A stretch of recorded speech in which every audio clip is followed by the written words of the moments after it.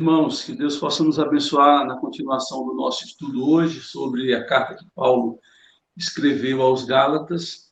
Eu fiquei devendo para vocês no domingo passado de trazer agora uma palavra sobre o apostolado moderno, né?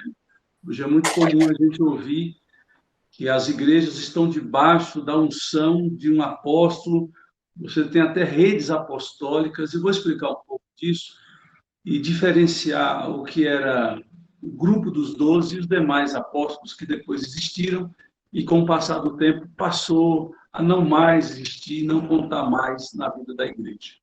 Bom, nós vamos fazer uma revisão também hoje para fixar aquilo que nós já vimos e, com o cuidado devido, dando o tempo apropriado para a fixação desse conteúdo maravilhoso, doutrinário, que a carta que Paulo escreveu aos Gálatas tem a nos ensinar. Bom, eu falava a princípio que Paulo, quando ele escreve a carta, ele está fazendo uma defesa do Evangelho e, ao mesmo tempo, uma defesa do seu apostolado.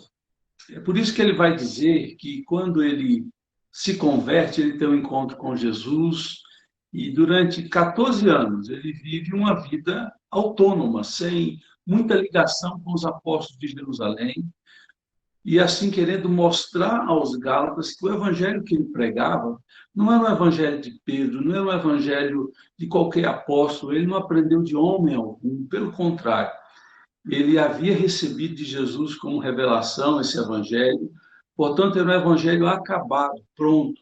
Nada poderia ser acrescentado a esse evangelho. Quem o fizesse, mesmo ele, o apóstolo Paulo, ou qualquer outra pessoa, até mesmo um anjo do céu, e ele usa a figura do anjo do céu, porque a lei foi dada pela mediação de anjos. A palavra ângelos, ou anjos, significa mensageiro, aquele que traz a palavra de Deus, e ele vai usar essa possibilidade.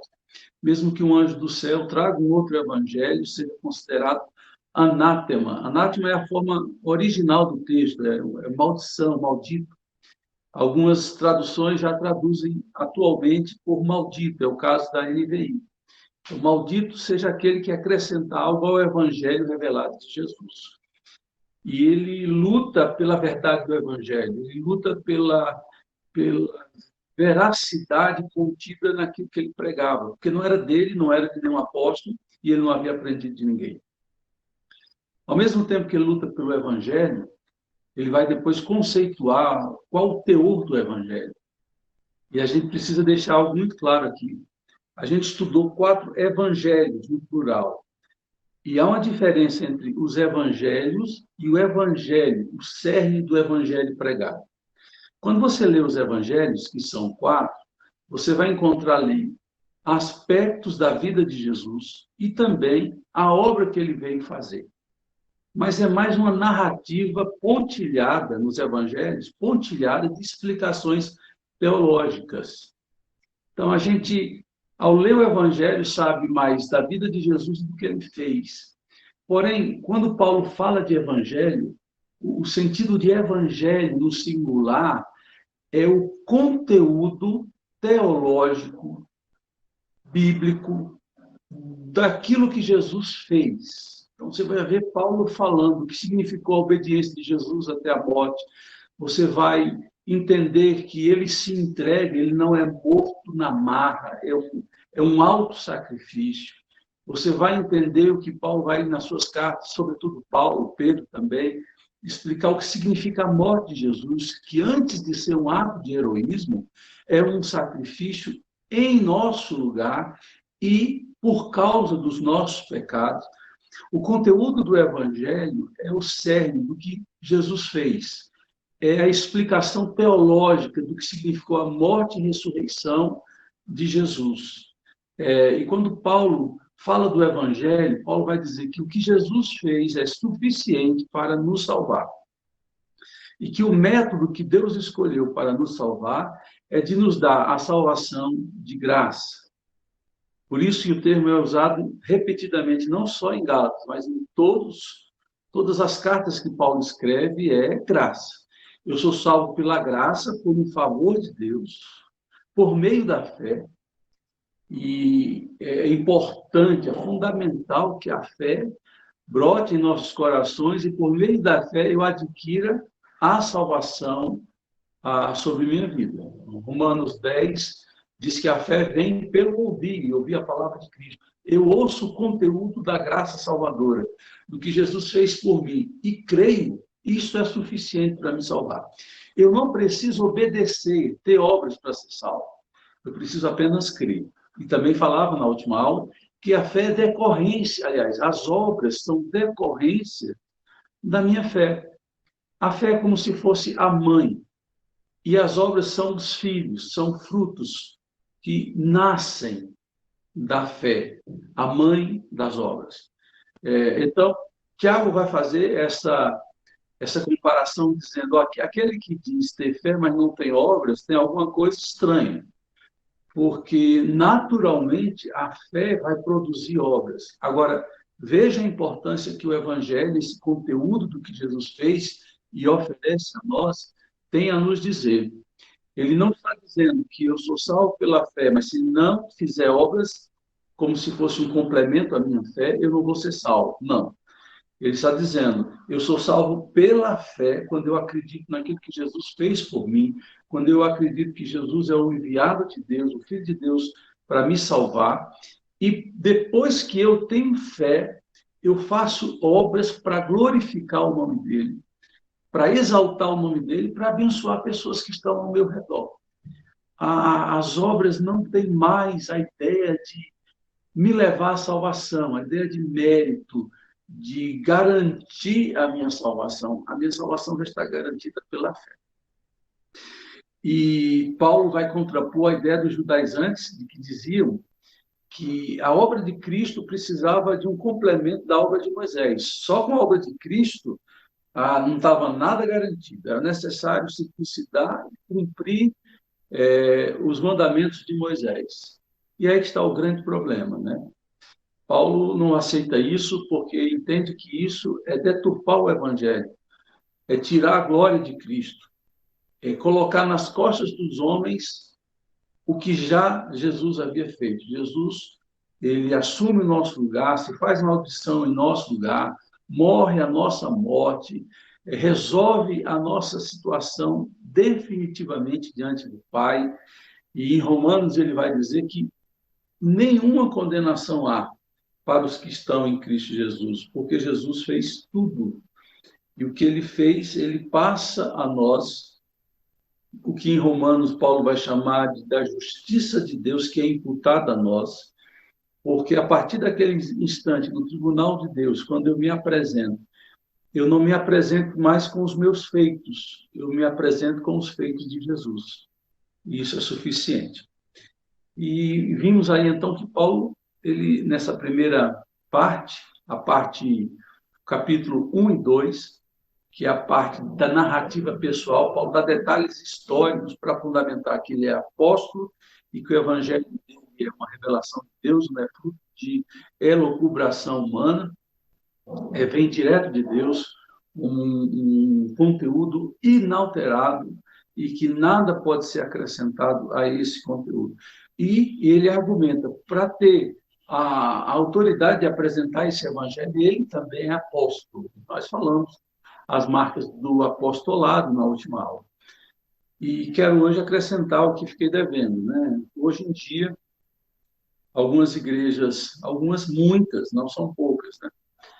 Você tem um fenômeno hoje no Brasil de que você tem as igrejas históricas, mais tradicionais, você tem as igrejas de origem pentecostal, as igrejas neopentecostais, e dessas aí podemos acrescentar entre elas as comunidades e as novas igrejas quase que autônomas. E essas igrejas têm aderido a um conceito que para mim é muito equivocado, que é o resgate da tradição apostólica. A primeira vez que eu tive contato com esse conceito da tradição apostólica nas igrejas evangélicas foi lá em 2014, 2015. Voltando de Goiânia, eu liguei uma rádio evangélica para ouvir a programação, coisa muito difícil de achar coisa boa hoje na rádio, nas rádios evangélicas. E eu vi alguém argumentando, né, que a gente tem que resgatar o princípio evangélico nas igrejas, e as igrejas que não têm essa tradição apostólica, eu tentava entender. Claro que nós temos que seguir os ensinos apostólicos. Quando você abre a Bíblia, você está diante de ensino de apóstolos que foram usados por Deus para trazer o conteúdo do Novo Testamento para a gente, mas eu não estava entendendo bem. E ele disse assim: hoje, a igreja que não está debaixo da direção de um apóstolo é uma igreja em desobediência. Eu digo, eita, sabia disso não. Eu tomei um choque. Por quê, queridos? E eu explicava isso na aula passada. Você tem o grupo dos 12 e vê em Atos alguns casos assim muito claros de pessoas que também eram chamadas de apóstolos. E eu explicava que o termo apóstolo não é um termo da igreja cristã. Já no Sinédrio, no meio do judaísmo, se usava o termo apóstolo, que significa enviado. Aquele que vai com missão especial de publicar algo, de representar alguém ou uma instituição, no caso, o Sinédrio. Paulo, quando vai para Damasco, ele vai como um apóstolo, um enviado, alguém que representa uma instituição. Porém, Jesus, quando tomou emprestado esse termo, ele faz um grupo restrito e chama-os de discípulos ou de apóstolos. Porque Jesus, quando fosse assunto aos céus, Jesus, ele deixaria na responsabilidade desses 12 homens, que depois o Judas foi substituído, né? A responsabilidade de levar o evangelho a todo mundo. A missão de Mateus 28, ir por todo mundo, pregando o evangelho, essa ideia de ir a todo mundo é uma mensagem que Jesus deixa, sobretudo, primeiramente, para os apóstolos, e a igreja vai se espalhando pelo mundo. Concomitantemente, vão surgindo no meio da igreja também os apóstolos. Eu não diria que seriam apóstolos de segunda categoria, mas seriam apóstolos que representavam a igreja em Jerusalém. Barnabé, em Atos, é chamado de apóstolo. E a gente sabe que ele não teve a experiência de Paulo. Quais eram os critérios para ser apóstolo?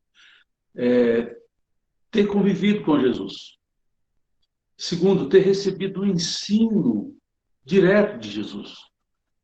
Terceiro, ser portador da palavra e dos sinais espirituais gloriosos, de cura, de milagres que Jesus fazia. E outros detalhes, mas esses aqui são suficientes para qualificar um apóstolo do nível dos 12.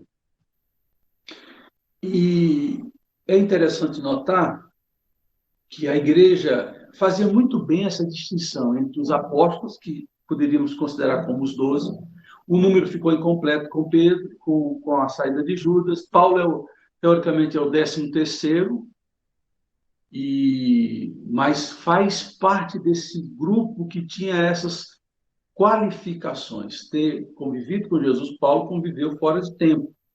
Paulo vê Jesus, e Paulo vê Jesus ressurreto, que é bem diferente, convive com Jesus ressurreto, é bem diferente da experiência que os discípulos tiveram. Eles tiveram, depois de Jesus ressurreto, dias de convivência.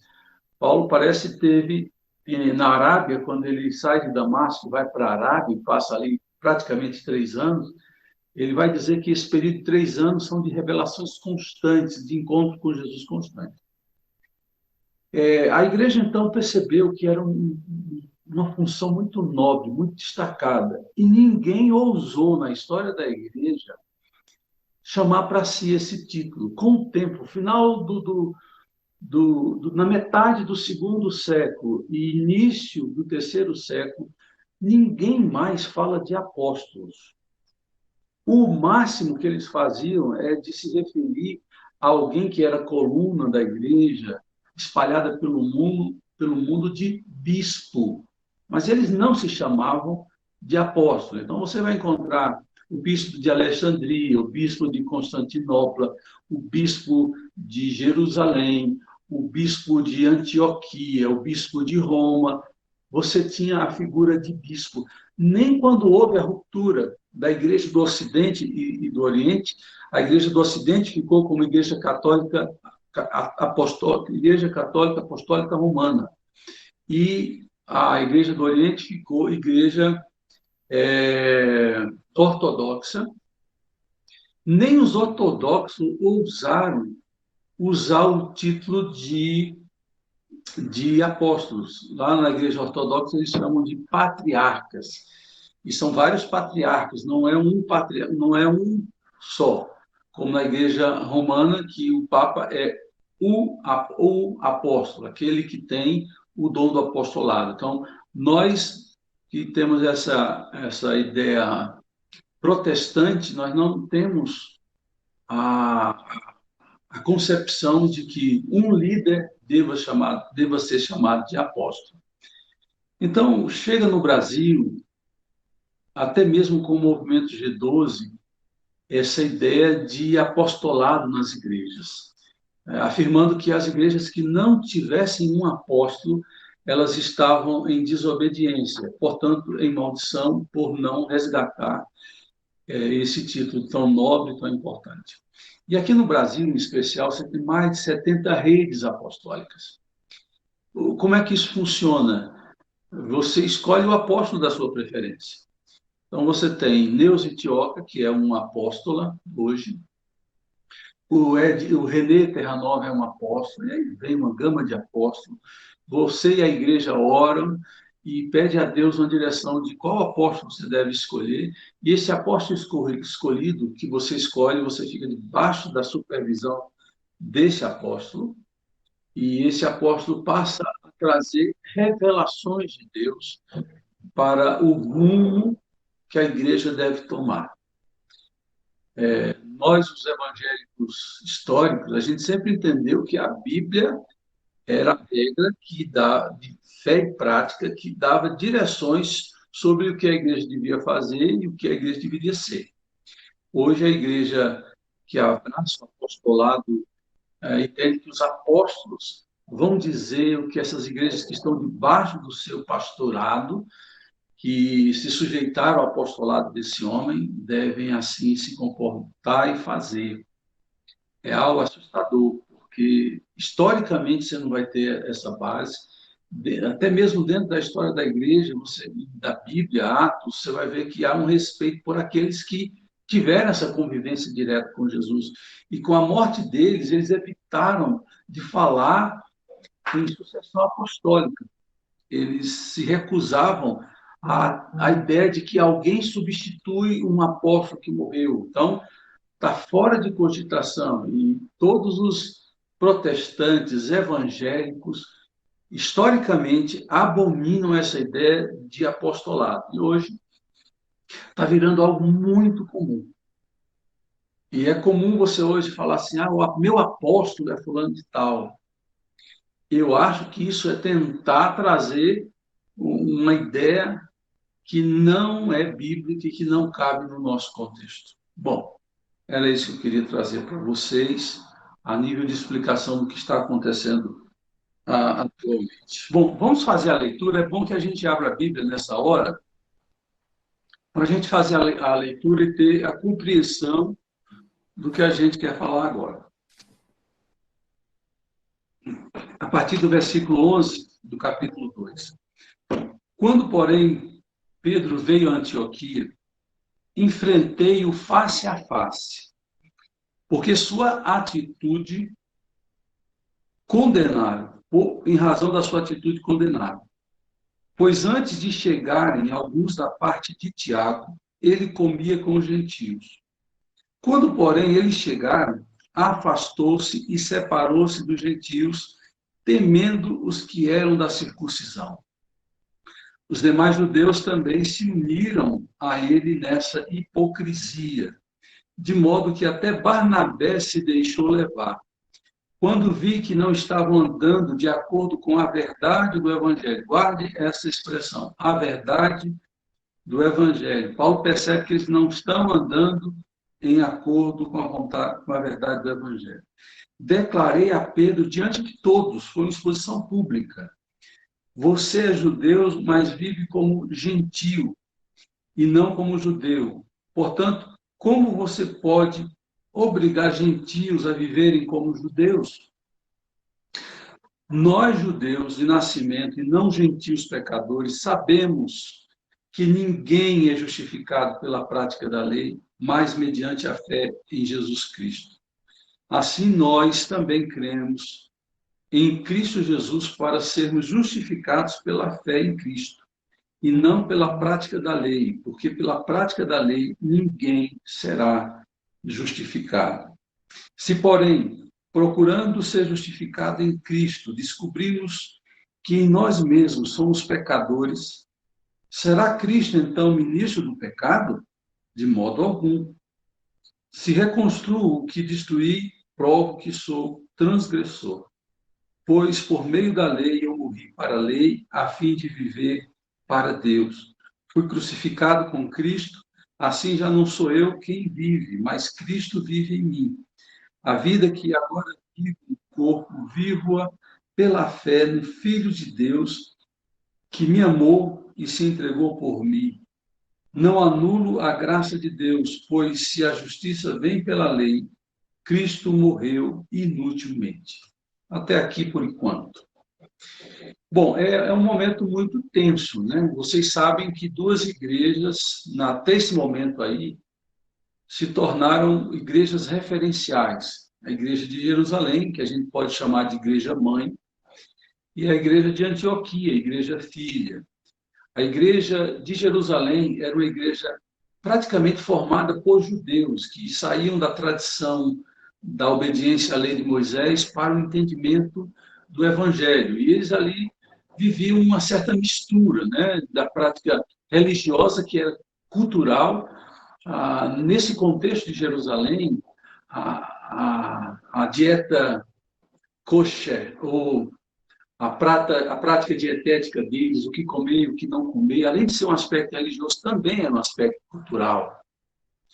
A prática de ir ao templo 3 vezes para a oração, você vê que no começo de Atos, eles estão ainda praticando. Então, eles viviam uma espécie de cristianismo da liberdade com o aspecto cultural. E Paulo entende perfeitamente isso, ninguém rompe com isso de uma hora para outra. Mas a igreja de Antioquia, que era uma igreja no meio dos gentios, ali na Síria, ela vivia um cristianismo como nós hoje, que estamos fora de Israel, nós somos gentios também, sob essa ótica, nós vivemos, nós não somos obrigados a cumprir leis, a lei no sentido cerimonial, a leis dietéticas e outras questões da lei. Nós apenas observamos os princípios da lei, e que aí é outra coisa. Quando você descobre por que Deus deu um comando, por que Deus deu um mandamento, e você entende o que está por trás da lei. É isso que Jesus diz, que a gente cumpre a lei quando faz 2 atos, 2 gestos. Primeiro, quando você ama a Deus sobre todas as coisas, e segundo, quando você ama o seu irmão. Qual o princípio da lei sobre tudo? Toda ela, e em especial os 10 mandamentos, é amor a Deus e amor ao próximo. Quem ama está cumprindo a lei. É essa máxima que o Novo Testamento vai trazer, mostrando que o principal da lei não é ser cumprida como meio de salvação, mas é de refletir Deus, amando a Deus, amando ao próximo e também a nós mesmos. E a igreja de Antioquia, ela cresceu muito, muito. Foi uma igreja que expandiu-se de forma a causar impacto em toda aquela região em que ela estava inserida. E ela é mãe das viagens missionárias. É a partir de Antioquia que a viagem parte. E trazendo um pouco do contexto do capítulo 1º e o 2º, Paulo, contando um pouco da sua biografia, diz que depois de 14 anos ele sobe com Barnabé e tem um contato com um grupo maior de apóstolos. E ali ele conta o evangelho que ele prega para esses apóstolos, e eles dizem para Paulo, é isso mesmo, o que você prega é o que nós pregamos. É que Cristo salva por meio da fé, e não por obras, e que a salvação de Deus é de graça, não é por merecimento humano. E diz até que eles deram a sua destra de comunhão, e aceitando a estratégia de expansão do evangelho, Paulo responsável pelos não-judeus, os da incircuncisão, E Pedro e a igreja de Jerusalém responsável pela evangelização dos judeus da circuncisão, aqueles que haviam sido circuncidados. E depois desse tempo, tudo indica que Pedro vai visitar a igreja de Antioquia, retribuir a visita que Paulo havia feito. E aí vale a pena a gente falar do que aconteceu lá no capítulo 10 e 11 de Atos dos Apóstolos. Vocês devem lembrar que desde o capítulo 9, Pedro tem um conflito enorme com a possibilidade de entrar na casa de um gentio, de pregar o evangelho para um gentio.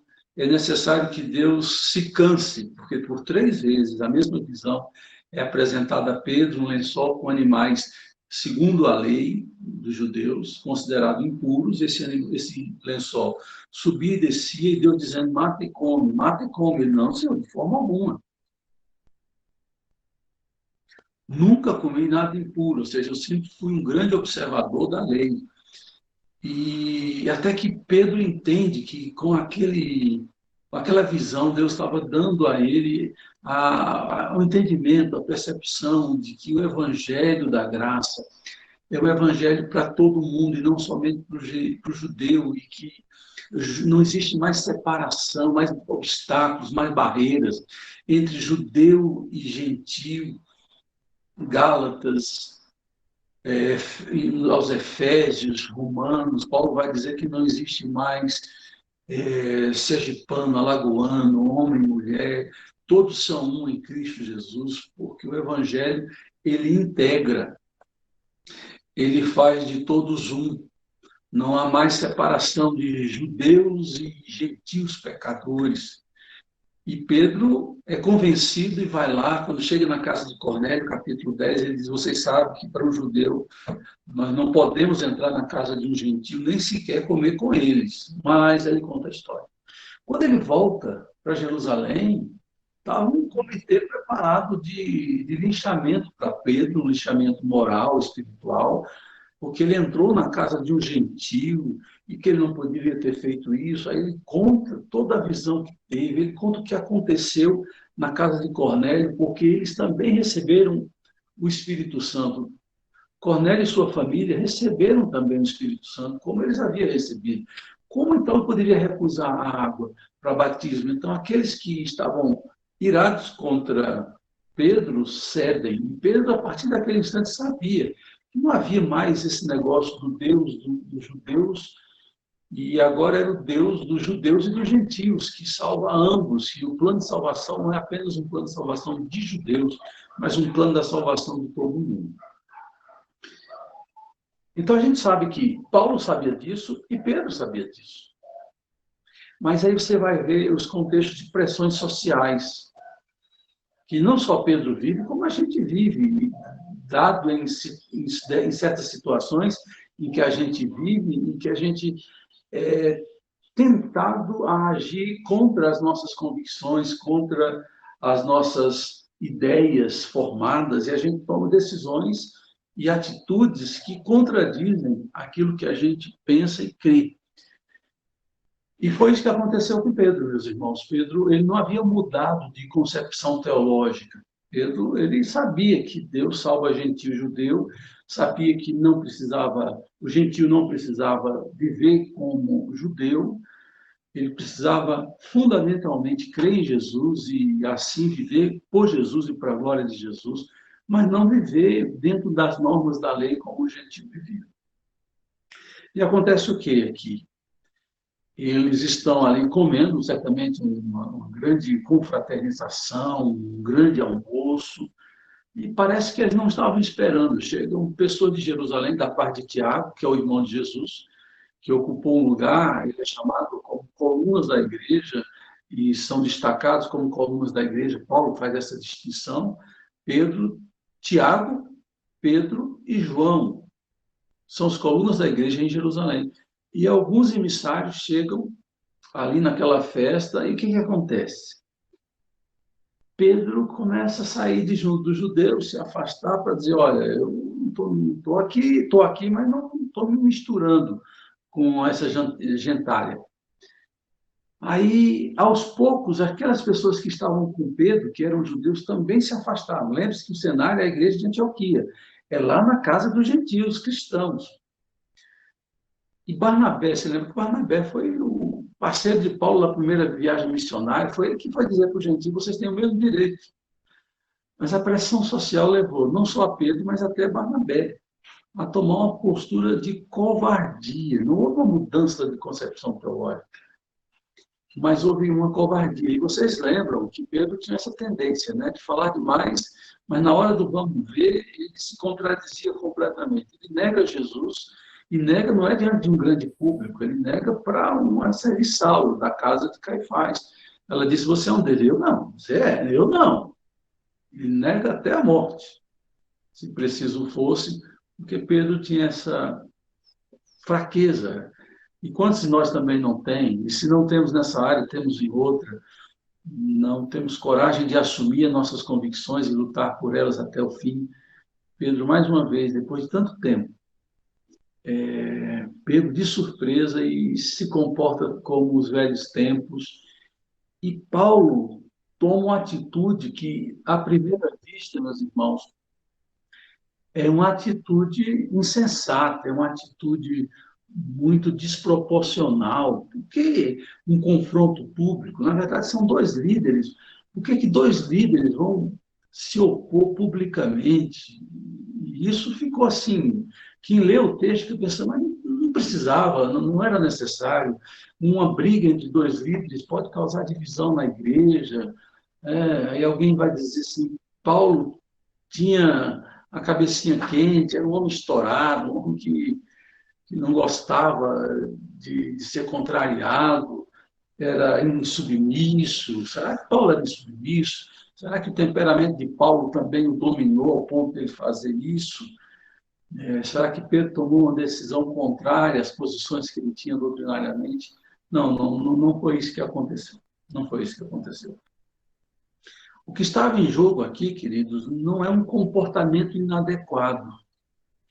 O que está em jogo aqui é algo muito além disso. E se Paulo não tivesse feito o que fez, confrontado Pedro publicamente, face a face, eu creio que nós seríamos hoje uma seita ligada ao judaísmo em Jerusalém. Se Paulo tivesse aceitado o comportamento dos outros, ficaria prevalecendo no cristianismo lá de Jerusalém, que seria passado para todo mundo a ideia de que a gente precisava ser como um judeu. Mas não foi isso que Paulo fez. Paulo quis lutar pela verdade do Evangelho. Para Paulo, a verdade do Evangelho deve prevalecer sobre toda e qualquer atitude humana, principalmente quando essa atitude contradiz a verdade plena do Evangelho. Então, poderia também haver uma rixa entre a igreja ocidental, entre os gentios e a igreja oriental, uma rixa enorme, inacabável. E isso seria muito ruim, porque seria um Senhor, mas duas mesas do Senhor, uma coisa que é incompatível com a mensagem do Evangelho. Então, eu botei no slide a palavra atenção. O que está em jogo aqui não é uma questão comportamental insignificante, mas a essência da verdade do Evangelho.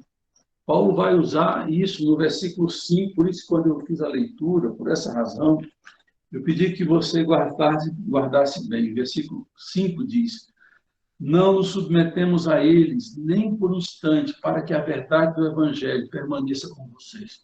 O Evangelho tem uma verdade central. E no versículo 14, Paulo vai dizer: quando vi que não estavam andando de acordo com a verdade do Evangelho. Por duas vezes aqui no capítulo 2, Paulo vai falar dessa verdade do Evangelho e que o nosso comportamento deve estar dentro da verdade do Evangelho. E quando a gente vai procurar qual é essa verdade do Evangelho, qual é o conteúdo dessa verdade do Evangelho central, eu coloquei em negrito, Essa verdade do Evangelho afirma que pecadores culpados podem ser perdoados e aceitos pela maravilhosa graça com base na morte do seu filho e não através de qualquer obras ou méritos humanos. Essa é a verdade central do Evangelho. Então, nós somos perdoados e nós somos aceitos. Se você olhar aqui o argumento que vai agora no capítulo 2, 15 a 16, Paulo vai dizer claramente que nós, judeus, fazendo uma distinção, né? Nós, judeus de nascimento e não gentios pecadores, era dessa forma que os judeus se referiam a quem não era judeu. Sabemos, nós judeus sabemos, que ninguém é justificado pelas obras da lei, mas mediante a fé em Cristo Jesus. Assim, nós, judeus, também cremos em Cristo Jesus para sermos justificados. Aparece aqui a palavra justificados. É a carta da doutrina base, a doutrina da justificação pela fé.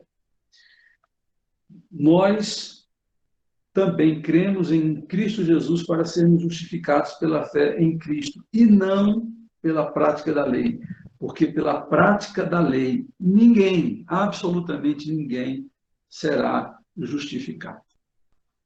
Então, é essa a verdade central do Evangelho, e qual é a ação de Deus ao nos fazer pregar o Evangelho? É comunicar que aquele que se achega a Deus, ele é perdoado e aceito pela graça de Deus, por meio da obra de Jesus, morte e ressurreição, e não há mérito humano, não há benfeitoria humana que faça Deus nos receber por algo feito por nós, mas é pelo que Jesus fez. No tribunal de Deus, nós entramos como pecadores, mas tendo em nós alguém que pagou a nossa conta. Então, Deus não nos olha mais como pecadores, nós somos decretados, anunciados como justos por causa da obra de Cristo. Então, o que Paulo está dizendo? A verdade do Evangelho diz que todos nós somos iguais. Iguais no estado de condenação. Lá no capítulo 3 de Romanos, quando a gente for estudar, você vai ver isso. Então, estudar Gálatas vai ajudar muito a gente quando formos nós estudar a carta aos Romanos. A carta aos Romanos é a ampliação dos conceitos teológicos aqui registrados em Gálatas. Então, Paulo está dizendo, nós somos iguais na mesma condição, apesar da lei, apesar do conhecimento de Deus prévio que os judeus tiveram, apesar da revelação escrita que os judeus tiveram antes dos gentios, apesar de toda uma tradição de ter na sua história, né, os profetas, os reis de Israel, apesar disso tudo, todos pecaram, tanto judeus como gentios, e carecem da graça, da glória e da salvação de Cristo, todos. E, ao mesmo tempo que nós somos igualados na condição de pecadores, Paulo vai dizer que Deus nos iguala no método de restauração. Então, Deus tem que perdoar os nossos pecados e assim nos aceitar como filhos. Vocês lembram que eu falei lá no capítulo 1, na introdução, que Paulo, por 2 vezes, ali de 1 a 5, no capítulo 1 de Gálatas, Paulo vai chamar de Deus Pai, e vai dizer, agora vocês são filhos, porque nós não somos só aceitos por Deus, como escravos, como serviçais, nós somos aceitos por Deus como filhos. Além de sermos aceitos à sua presença, nós somos graduados nesse ato de adoção que Deus faz ao nos receber como filhos, nós somos tratados como filhos. Então, a nossa igualdade é apresentada em Gálatas na situação de pecado, todos pecaram, e também na graduação, nós somos tidos como filhos. E qual era a incoerência teológica do ato de Pedro, dos judeus cristãos e até mesmo de Barnabé? É que eles estavam dizendo, olha, vocês não são como nós somos os escolhidos e os preferidos de Deus. Vocês tomar uma carona aqui, mas olha, é um nível a mais, nós estamos no nível a mais. E Paulo está dizendo, o Evangelho não diz isso. O Evangelho diz que Deus nos salvou de forma igual. E nós estamos equiparados. O mesmo amor foi dado a ambos os povos. Tanto judeus quanto gentios estavam em condição de pecado, agora pelo perdão gracioso de Deus e não pela lei, porque alguns judeus cristãos estavam dizendo: Deus então vai nos aceitar mesmo de fato quando você começar a cumprir a lei, e não só quando você vem pela fé por meio de Jesus Cristo. Então, era algo crucial entender isso, que a justificação, e aí você vê que é um termo jurídico, né?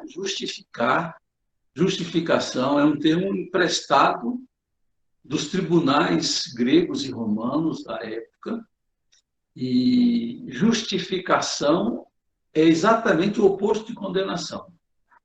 Quando alguém é condenado, há uma sentença de condenação. Quando alguém é livre de uma pena, ele é justificado, ou por seus méritos, e aí ele é inocentado. No caso da justificação, não. Ele continua sendo pecador, ele tem culpa no cartório, como se dizia antigamente, mas alguém o favoreceu. E ele recebe os benefícios de alguém para poder, diante da lei, não precisar mais responder por aquilo. Mas lá na essência ele é culpado, ele só recebeu um benefício. Por exemplo, alguém que tem uma dívida, ele foi condenado por uma dívida. Se alguém paga a conta para ele, ele é beneficiado porque o seu nome ficou limpo. Mas não foi ele quem pagou, foi alguém quem pagou por ele. Mesmo tendo sido outra pessoa que pagou por ele, ele ficou limpo. E ele está na presença de Deus sem nenhuma culpa mais. Então, a justificação é uma declaração, é o oposto de condenação.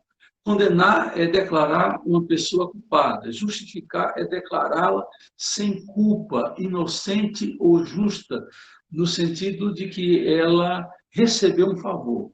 Em Romanos, quando a gente for estudar Romanos, Paulo vai dizer que a justiça de Deus é imputada em nós, não é própria, eu não tenho direito de requerer justiça ou inocência, mas Deus imputa em nós por meio da obra de Cristo. Então, esse ato através do qual Deus coloca diante de si os pecadores, e não apenas perdoa ou isenta-o de sua culpa, mas também aceita-o, eu coloquei um grifo, mas também o aceita e o trata como justo. Eu gosto muito disso. Deus nos trata, Ele olha para nós como se nós não houvesse mácula alguma, nódoa alguma, imperfeição alguma, porque Ele nos olha através da ótica de Cristo, do que Cristo fez na cruz por nós. Então, irmãos, isso é muito profundo. E o comportamento de Pedro, que encabeçou a debandada, o afastamento dos gentios, era como se eles estivessem dizendo com o comportamento que o evangelho que eles creram era um evangelho que perdoava, mas não aceitava. Que Deus não os aceitou, os gentios, como filhos. E Paulo disse, isso é contra a verdade do evangelho. Então, o comportamento de vocês é uma contradição ao evangelho. Daí a ação enérgica de Paulo de confrontar Pedro publicamente, e ele é preciso essa exposição das duas figuras, e essa justificação foi resgatada também com a atitude de Paulo, em que a justificação de Deus é pela fé. Tem direito, não vou usar o termo direito, é possível então entrar no tribunal de Deus e ser perdoado e aceito quando eu, pela fé, o abraço, o recebo como meu eterno e suficiente Salvador, baseado no que ele fez por mim. Eu acredito na promessa de salvação pela fé, e isso é suficiente e eficiente para garantir a salvação, sem nenhum acréscimo. O ser humano, ele tem, eu diria, até uma neura espiritual de pensar que a salvação está incompleta, que ele pode perder a salvação a qualquer momento, e que se ele não fizer alguma coisa para agradar a Deus diariamente, ele pode perder essa salvação, como se Deus fosse esquizofrênico, como se Deus fosse um Deus que não é pai.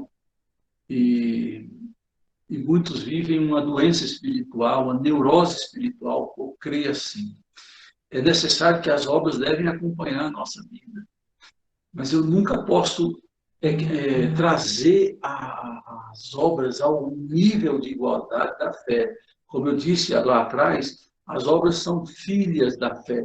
A mãe é a fé que gera obras.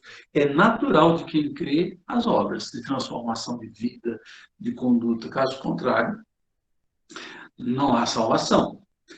E o capítulo 2:20 vem essa frase, essa expressão tão conhecida de nós, né? Não mais eu quem vivo, mas Cristo que vive em mim. E a vida que agora vivo no corpo, vivo pela fé. Essa vida é patrocinada, é originária da fé. Vivo no Filho de Deus, que me amou e se entregou por mim. Se você pegar o final desse versículo e somar com o versículo 3, no versículo 3 ele diz que Jesus Cristo, que se entregou a si mesmo por nossos pecados. Olha que coisa linda. No versículo 3 do capítulo 1, Paulo diz de Jesus Cristo que ele a si mesmo se entregou, foi uma doação de vida. Lá em João 10, Jesus diz, a minha vida eu dou em favor das minhas ovelhas. Ninguém tira de mim, eu espontaneamente dou. Então, é um ato proposital de salvar o ser humano com a entrega da sua própria vida, então, como sacrifício. E é em razão dos nossos pecados. Nossos pecados fazem separação de nós e de Deus, e é necessário, então, que um sacrifício seja feito. Lembra lá do Velho Testamento que o adorador só poderia entrar na presença de Deus mediante um animal morrendo em seu lugar, porque ele era imperfeito, o ser humano era imperfeito, e para ter direito a acesso à presença de Deus, ele precisava ser purificado. E como é que ele era purificado? Pela morte de um animal, o seu sangue era derramado, e João, na sua primeira carta, vai dizer que o sangue de Jesus nos purifica de todo pecado. Assim nós podemos entrar na presença de Deus. Não é pelas nossas obras de retidão, mas é pela fé e pela obra de Jesus. Então, Jesus morre pelos nossos pecados. Aqui no final do capítulo 2, versículo 20, Paulo vai dizer assim que Jesus me amou e se entregou por mim. Ele morre por mim. Ele morre em razão dos meus pecados e morre por amor a mim. Então, é uma identificação, ele se identifica, e o que ele faz na cruz, eu estou nele. Quando Jesus morre espiritualmente, eu estava nele. Quando Jesus ressuscita, eu estava nele. Por isso que a vida espiritual é um processo, que eu vou usar um termo da biologia, né? De ligação quase que embrionária, homeostase, de uma ligação de complemento, tal que eu estou em Cristo e Cristo está em mim. E quando Cristo está em mim, algumas coisas acontecem. E Cristo está em mim por meio do seu Espírito Santo, operando mudanças em mim. E Cristo só está em mim porque eu estou nele. Quando é que eu me torno integrante de Cristo? Quando é que eu estou nele? Pela fé. Daí Paulo vai dizer aos Coríntios que quem está em Cristo é nova criatura. Está em Cristo, está nessa relação que nos une a Ele, de tal forma que eu estou nele e Ele está em mim. Eu sei que isso é muito filosofia, mas são explicações espirituais que a mente humana não consegue entender e nem colocar em palavras tão bem o significado de estar em Cristo e Cristo está em nós. Mas Paulo vai dizer muito bem, isso é possível por meio da fé. Ele está dizendo que vive toda essa dimensão pela fé e não por causa da lei. E isso aí é maravilhoso. Deus, então, por causa da fé, faz isso. E o versículo 21, Paulo diz: não anulo a graça de Deus, pois se a justiça vem pela lei, Cristo morreu inutilmente. Então, a justiça de Deus não vem pela lei. A justiça de Deus só é passada a nós pela fé na obra que Jesus fez. A lei tem outro propósito. Nós vamos entrar no capítulo 3. Nós estamos saindo agora dos 2 capítulos, que são argumentos, sobretudo narrativos, Paulo conta a história, e aquele do 3 ao 4, Paulo vai trazer argumentos teológicos, doutrinários, de como o evangelho é o evangelho da fé, e não é o evangelho da prática da lei e da meritocracia. O evangelho é o evangelho da graça. Deus concede favor sem que eu mereça, e me aceita por meio da fé como filho.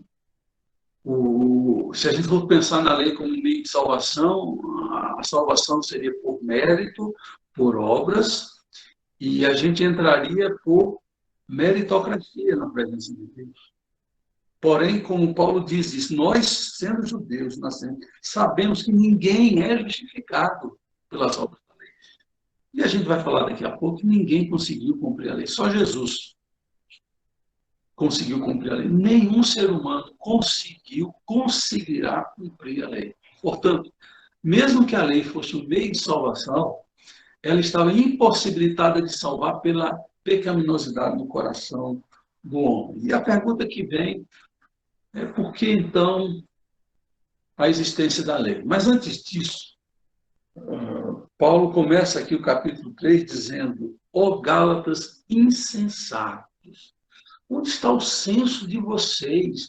Onde está o mínimo de lógica para entender que vocês tomaram um rumo completamente oposto à verdade do Evangelho? Como vocês foram capazes de abandonar não só o Evangelho, porque se você prestar atenção no versículo 3 do capítulo 1, Paulo vai dizer que eles não apenas abandonaram o Evangelho, eles abandonaram a Deus.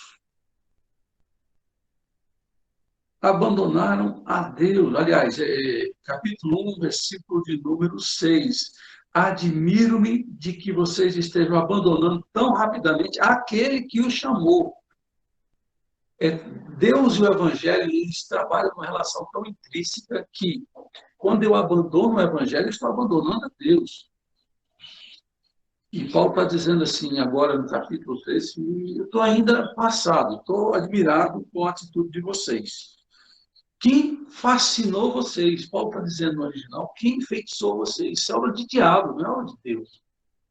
De largar o evangelho para se pegar um outro evangelho, que não é, na verdade, um outro evangelho, é uma enganação maligna que coloca nas costas do homem a sua salvação, coisa que ele não pode fazer e jamais conseguirá. E ele vai fazendo perguntas, são 5 perguntas que ele faz, eu vou me destacar 2 perguntas, em que ele vai fazer comparações. Eu coloquei aqui a superioridade do Evangelho, lá no slide, é que o Espírito é superior à carne, que a fé é superior às obras, que ser abençoado é superior a ser amaldiçoado, que a promessa de Deus é superior aos mandamentos de Moisés, que a maturidade, o ser adulto, está superior a ser criança, ser conduzido por um pai da Gogos, de que ser filho é superior a ser escravo. Paulo vai trabalhar sempre nesses polos contrastantes para dizer que o evangelho é superior. E a gente vai tentar mostrar isso. Como é gostoso entender como o evangelho ele é da libertação, não o evangelho da libertação do Leonardo Bosch, mas o evangelho da libertação espiritual, sobre toda tendência religiosa de viver uma vida espiritual para fazer algo para Deus, mais por medo, e até mesmo fazer algo para Deus para se salvar. Isso é coisa que a verdade do evangelho não concebe nem aceita. Então, quando a gente fala da superioridade do Evangelho, é a superioridade sobre a lei, sobre qualquer tentativa de autossalvação fora a ideia da graça que salva.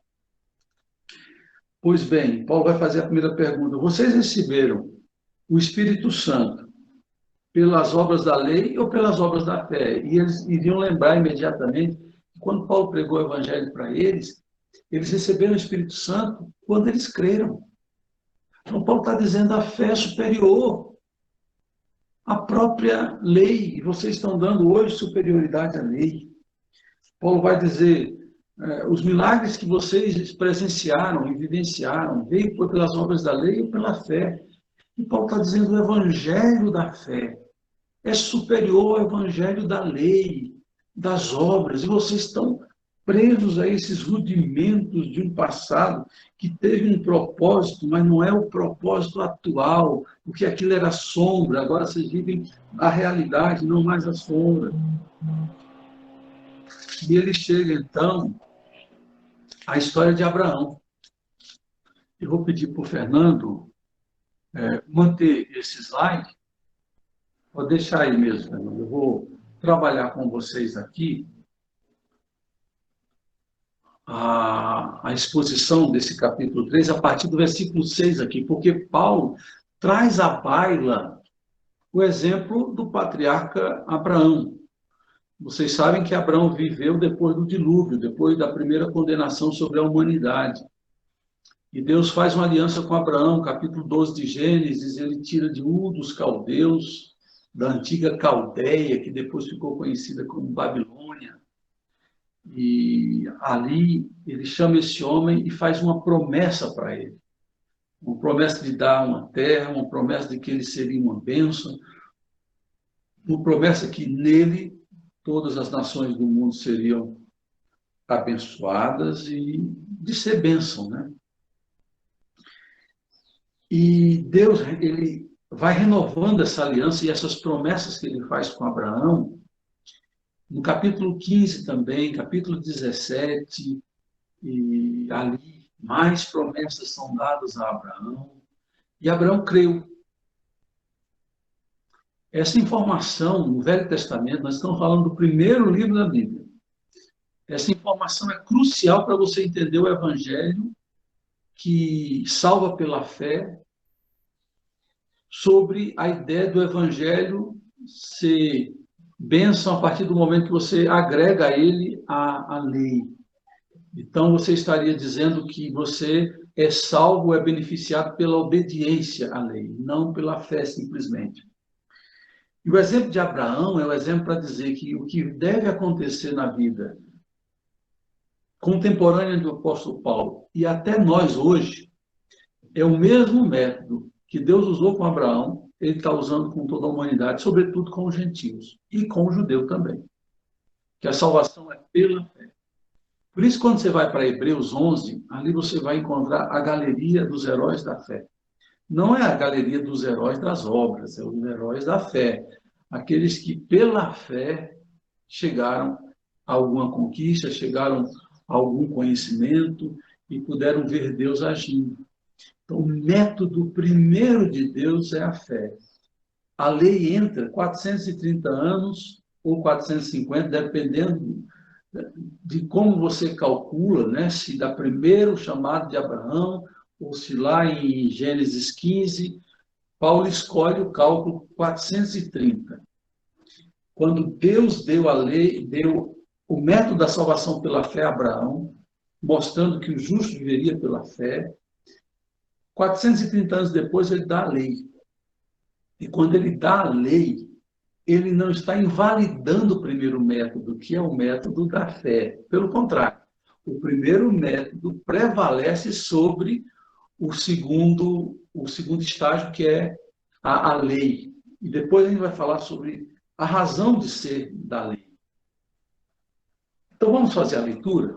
Se você puder ler comigo, Gálatas 3, versículo 6 até o versículo 14, nós vamos entender isso muito bem.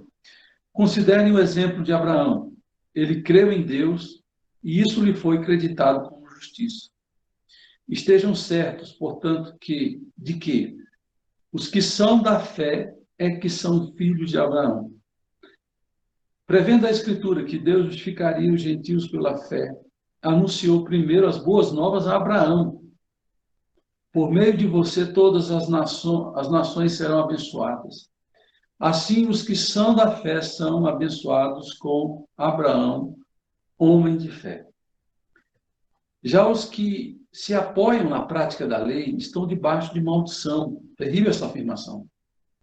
Pois está escrito: maldito todo aquele que não persiste em praticar todas as obras escritas no livro da lei. É evidente que diante de Deus ninguém é justificado pela lei, pois o justo viverá pela fé. A lei não é baseada na fé. Ao contrário, quem praticar estas coisas por ela viverá. Cristo nos redimiu da maldição da lei, quando se tornou maldição em nosso lugar. Pois está escrito: maldito todo aquele que for pendurado no madeiro. Isso para que em Cristo Jesus a bênção de Abraão chegasse também aos gentios, para que recebêssemos a promessa do Espírito mediante a fé. Deixa eu tirar aqui uma grande confusão que existe nesse texto. Aqueles que defendem a ideia de maldição hereditária, eles se prendem a esse texto e infantilmente fazem uma interpretação, eu digo infantil para não dizer outra coisa, de que Cristo já, deixa eu ver aqui o versículo.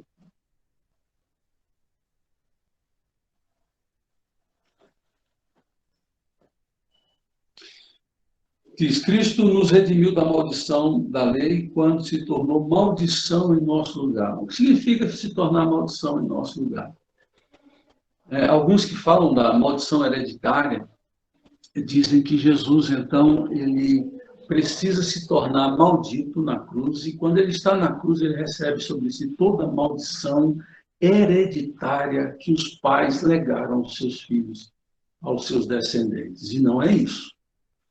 Está falando da maldição da lei. A maldição da lei é o seguinte: basta ir lá em Êxodo capítulo 20, e toda a exposição vai dizendo: bendito, maldito és quando não obedeceres o ensino desse livro, maldito és quando abominares tua mãe, teu pai. A própria lei anuncia coisas que vão acontecer àqueles que desobedecerem à lei que Deus estava dando no Sinai. Ao mesmo tempo, quando Jesus está morrendo na cruz, ele se torna maldito de duas formas, porque ele recebe a condenação em nosso lugar. Então, ele está na cruz, e maldito todo aquele que é colocado no madeiro. Deuteronômio diz isso. E Jesus, quando ele está na cruz, ele é oferta pelo nosso pecado, a condenação e os nossos pecados vêm sobre ele. E aí a Bíblia está falando de pecados e não de pecados hereditários dos nossos pais, é um pecado individual de cada um. Então eu não posso quebrar uma maldição hereditária, entre aspas, crendo que Jesus na cruz se fez maldição em meu lugar. Ele se fez maldição em meu lugar porque ele assumiu a minha culpa, e não porque ele quebrou maldições hereditárias. Isso é uma confusão que alguns fazem ao usar esse texto como base. Mas vamos lá, era isso que eu queria dizer. Por que nós devemos olhar para o exemplo de Abraão e aplicar na nossa vida? Porque Abraão, ele creu, e Deus deu essa garantia de salvação pela fé. Os que estão debaixo da lei, querendo se salvar pela lei, e olha, Deus nunca criou a lei como um meio de salvação. Ele criou a lei para mostrar que o homem não pode se auto-salvar-se. Não há como o homem, observando a lei, se salvar, porque dia a dia ele vai descobrir que ele erra o alvo, ele não obedece, não cumpre aquilo que a lei determina. Ele chega até 95%, quando muito, mas vai esbarrar em alguma coisa. Tiago vai dizer isso. Não adianta chegar a 99%, tem que ser 100%. E homem algum jamais cumpriu a lei. O judeu pensava que Abraão, ser filho de Abraão, garantia a salvação, era questão sanguínea. E Jesus vai dizer: você se identifica com Abraão quando você crê como Abraão, não porque você tem a genética de Abraão. Só um que veio de Abraão é que vai também abençoar todas as nações da terra, e esse é Jesus Cristo. a semente de Abraão, o descendente de Abraão, aquele que veio levar adiante o método que Abraão recebeu de Deus, que era o método da salvação pela fé, gratuitamente, sem nenhuma participação por parte dos homens. E Jesus, ele cumpre a lei e ele tira de nós a condenação da lei, a maldição. Era aquilo que estava previsto na lei, que nos condenaria. Então, ser maldito é receber a condenação da lei. Jesus, além de cumprir a lei na sua vida, no seu ministério, ele teve que receber a condenação que nós estávamos destinados a receber. Aí Paulo conclui, versículo 14, isso para que em Cristo Jesus a bênção de Abraão chegasse também aos gentios, para que recebêssemos a promessa do Espírito mediante a fé. Então, na próxima aula a gente vai trabalhar, o próximo slide vai falar sobre o propósito da lei. Se a lei, vindo depois da promessa, da aliança que Deus havia feito com Abraão, por que a lei foi colocada? Essa é a pergunta que se faz e Paulo vai fazer. E Paulo vai explicar por que a lei foi implantada. Mas continua mostrando que a promessa, a aliança que Deus fez a Abraão, ela tem precedência, ela precede, portanto, tem valor atual na época de Abraão e até hoje. Isso é a continuidade do nosso estudo na próxima aula.